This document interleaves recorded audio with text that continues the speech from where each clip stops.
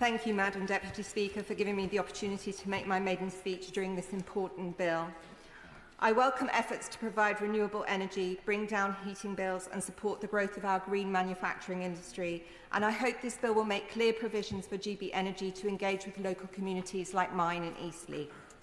I would also like to congratulate the Honourable Member for North East Hertfordshire on his excellent speech.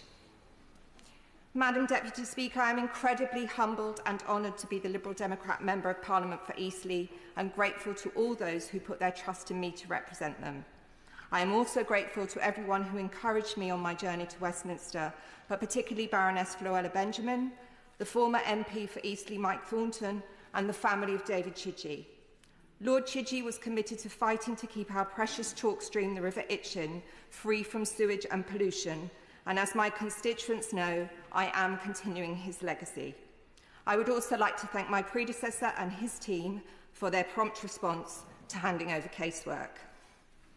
My constituency is a vibrant community of towns and villages. The town of Eastleigh grew up around the railway line between Southampton and Winchester and was named by local author Charlotte Young.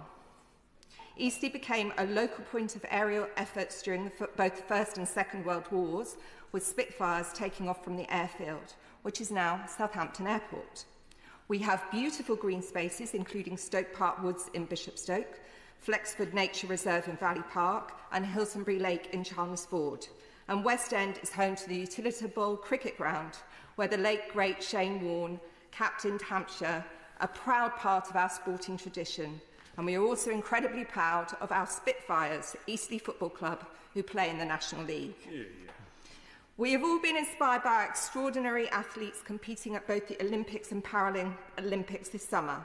I also hope the House will join me in congratulating Eastleigh-born three-time Paralympic champion David Smith for his recent bronze medal win in Paris and for his tireless championing of boccia. Eastleigh's Olympic heritage stretches back to 1932, when local hero Tommy Green, who was unable to walk until the age of 5 due to rickets, went on to win a gold medal in the men's 50-kilometre walk. My constituency is also home to the fantastic Point Theatre, with its brilliant programme of cultural events all year round, including the always popular Unwrapped Festival, and we're lucky to have many fine pubs and craft breweries, including Steamtown in Eastleigh Town and the Steel and the Ale House in Chalmers-Ford. And I really recommend the luscious Victoria Sponge at the Fountain Cafe in Fair Oak. Eastleigh has a proud history of helping to support refugees and evacuees. In May 1937, children and adults fleeing the Spanish Civil War were housed at a refugee camp in North Stoneham. 85 years ago this week, Eastleigh communities welcomed evacuees from Gosport, and in 1940, refugees from Southampton. More recently, our local council was one of the first authorities in England to house refugees fleeing the Taliban during the 2021 Afghanistan evacuation, and people across the constituency threw open their doors to families fleeing the war in Ukraine. Earlier this summer, Eastleigh hosted the always popular annual Mela, organised by our Asian Welfare and Cultural Association, and in a few weeks it will be Eastleigh Pride.